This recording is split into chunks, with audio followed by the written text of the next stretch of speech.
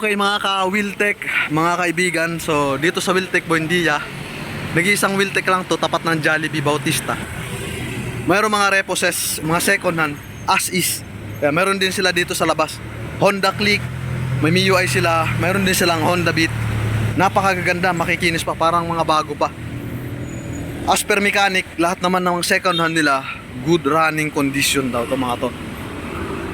As is mga kaibigan, mga ka-Wiltech, kung may papalitan kayo, may upgrade kayo, o papalinis yung panggilid niya bago nyo siya kuhain, kayo nagagastos doon. At kung may expired na registration dyan, kayo na rin ang gagastos nyan. Okay, so ang maganda rito, mayroon pang mga nakaregister dito ng 3 years registration, kaya napakaswerte nyo. Okay, kung titingnan natin yung mga appearance, napakagaganda, ang kikinis pa. Mayroon din silang piso down payment para sa mga brand new, kagaya ng Smash, Burjman, yung mga 125cc.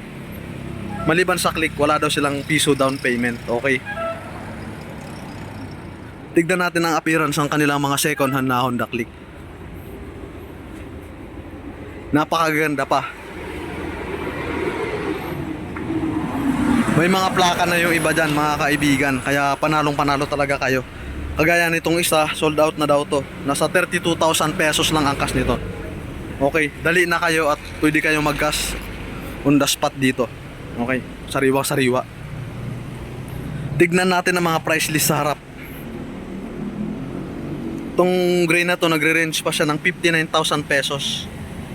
Okay, pwede rin kayong mag-down payment. Kung installment, magda-down lang kayo ng 1,000. Monthly installment niya sa 3 taon, 3,256. Terms niya, 36 months or 3 years. Ngayon, yung 3,256 na yan, pag updated ka, magle-less pa yan ng 500 pesos yung rebate niya. Dito naman sa blue, ito, 42,000 na lang mga ka-Wiltech, mga kaibigan. 42,000 pesos. Napakaganda pa. Meron lang tama dito sa unahan ako nakita. May kunting basag dyan, pero pag inugasan nyo na maayos, bagong bago pa. 42,000 pesos. Then 1,000 down payment siya. Monthly installment 2,678. Okay, sa 3 taon na kontrata mo, itong monthly mong 2,678, magle-less din yan ng 500 pesos pag updated kayo. Okay, mayroon dito yung mga bago pa, wala pa silang price list dyan. Okay, ayan, itong mga nauna nila, ayan, ito 45,000 pesos na lang cash, COD nya. Itong white 44,000 na lang. Okay, napakaganda pa ng motor dito, second hand mga kaibigan.